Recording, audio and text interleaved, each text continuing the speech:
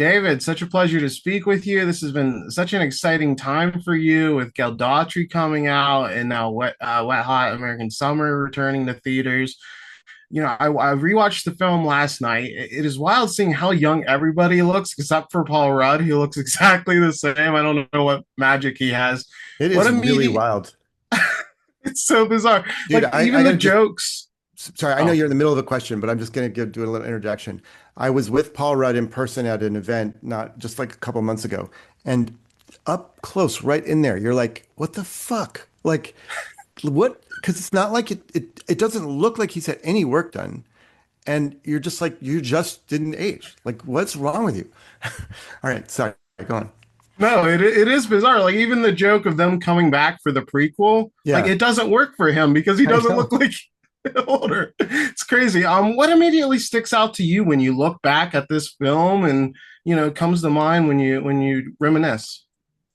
Um, I mean, every time I've seen either part of it or all of it, which is not all too often, different little flashes of memories come back that I hadn't thought about in a long time. And I say the last time I saw it was in Cleveland. There was a screening which is my hometown, at a summer camp they did there. And I was really moved at the end. Like I found like it maybe even more as an adult looking back nostalgically at summer camp as a time, seeing Janine Garofalo and Michael Showalter walk off the end like really like got me choked up. Because I feel like for me personally, that movie is all about my emotional memories of being a teenager and being at summer camp more than anything else. I'm from Pennsylvania, so I got very excited when I watched the credits and it mentioned it was shot in PA, a little north of Scranton. That's right. How did you wind up choosing Pennsylvania to shoot in for this film? Well, it's inspired by the summer camp I went to in Maine. And Michael Showalter's camp was in the Berkshires, and we ended up visiting both places when we were kind of researching. But the answer to your question is we just were searching all over for a camp that would allow us to shoot there in the spring, right before summer camp opens, which is a lot to ask. And we found this one place that was only 3 hour drive from New York City, so it was manageable to cart cast and crew back and forth. This cast has just aged incredible. So many people have become big stars, and I was shocked to find even Kyle Gallner, who is just blowing Yeah, up and doing that's great right. work recently. He was one of the kids. He's the swimming buddy of the kid that drowns. That's right. What's most rewarding about just seeing this cast become more stacked and having worked with all these people, before they blew up and playing a part in helping make them the stars that they are. I mean, I didn't, knowing people like Elizabeth Banks and Bradley Cooper, for example, coming to mind, I didn't do anything. Like those people were rocket ships on the way to the moon, whether I had anything to do with it or not. And but it is amazing that this family of people that we did this thing all early on, different versions of early on in our lives, became such a springboard for so many incredible, stories of people's lives. It is wild. And obviously you could never predict that. I knew Bradley Cooper was going to be a star. Did I know he was going to be like the supernova he is? How could you ever predict that? Yeah, such a great director too now. And Yeah. this film also features one of my favorite David Hyde Pierce performances. I think he's so underrated as a performer. What stood out about working with him? Because he was one of the bigger names during filming. Um, he was so great. Unlike some people, his attitude when he became a big, rich, and famous star was like, "Great, I have money now. I don't need any more." Like he was the least, he was the easiest deal to make of anyone. And he also just was so generous with his time, and like he came and was just, meeting large group of people that mostly knew each other and were mostly a bit younger than him, and he just was just the best, like just so funny and warm and generous and the best.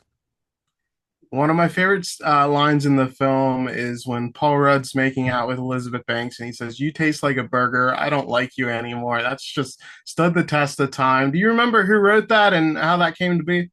I no, I mean basically honestly, the entire movie was written me and Mike Showalter just sitting at a computer and being like, well, what if he said, like, and just like typing stuff. And it was all very much just it. Every line is pretty much that. I mean, there was a few things like if I might remember that like the actor improvised, but 95% of it is just us kind of goofing around and being like, how about this? How about this? I love the mad dash near the end where they're searching for the phone in the nurse's cabin. Tell me how that was filmed. Was that, I assume that had to be one take because they are just destroying everything in sight, Yeah. just wrecking stuff. I remember we actually did it two times. And it was a low budget movie with an incredibly quick schedule, and we're shooting on 35 millimeter film, one camera. That was the whole thing. And so this particular scene, we worked very hard to uh, come up with an idea of what the camera path could be and how it could work to do this as a oneer because we honestly couldn't. It was a cool way to do it, but we also didn't have time to shoot on multiple setups, and so we just mapped it out with the actors, and then we just were like, okay, let's hope for the best, and then we did it two times, and they just added so much and made it so funny, and we didn't give them a ton of specifics. We just said go in and just like knock stuff over and do whatever. Such a fun scene. And this was your debut feature as a director. What were the biggest lessons that you learned that really shaped your career moving forward? I mean, obviously, because it was not only my first time as a feature director, it was the first time directing something like with an actual proper crew and like in a real professional situation of any kind. And so I knew nothing before that. And I had done directing of other types, but I had to ask the first AD, like, wait, who says roll camera? Like, how does it work? Like I didn't know anything.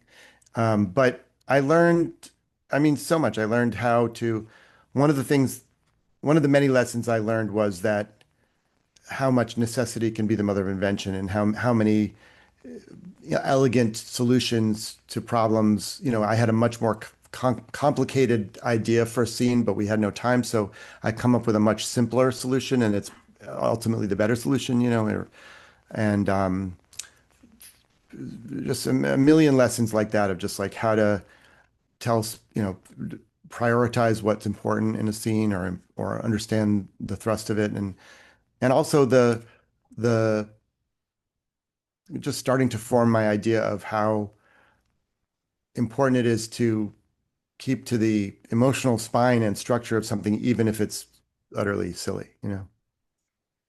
Yeah, and one thing that makes this film so rewatchable is that the counselors are the focus, but you got so many great performances and bits out of the kids as well. Yeah. It's especially fun watching the backgrounds of some scenes because there's always like just people acting a little bit goofy in the background, which And makes those are for fun. all the kids in the movie. I think almost maybe just about all the kids were local Pennsylvania casting.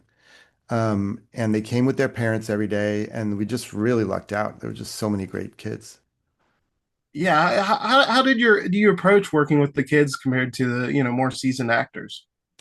Well, in a way, it's the same as with any actor, which is you try to assess as quickly as you can who they are and how they work and what they need.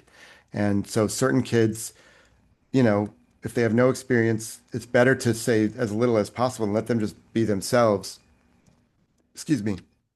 Other times with a kid, you need to just be like a lot more prescriptive and just be like, just stand here, look that way, and repeat after me or so. Um, so it just depends on, yeah, it depends on a big part of directing is like reading your actors and trying to understand what level to get in with them and what approach is going to be most effective. And every person is different.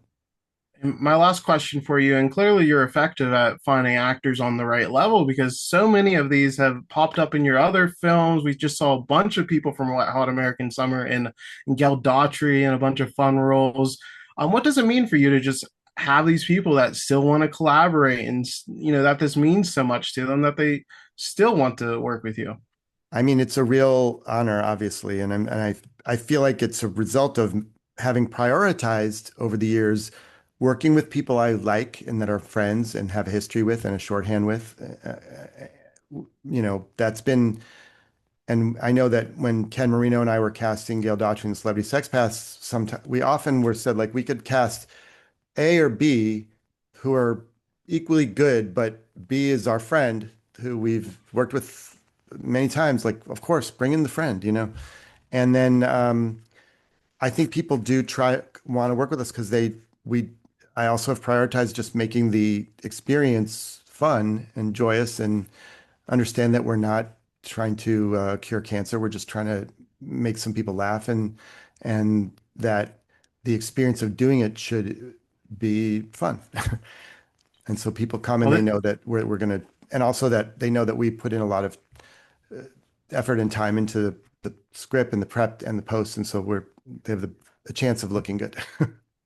yeah, and this film has been making people laugh for 25 years, and it will continue to do so. And I just want to say I loved Gail Daughtry as well. The whole "I'm gonna make you sick" line, well, it had me just laughing so Thank hard you. each and Well, every Gail time. So Daughtry release on digital next week and back in theaters. So I hope people will check that one out as well. it's one of the year's best films. So I hope they watch it as well. Thank you so much for your time, David, and Thanks, congrats. Tyler.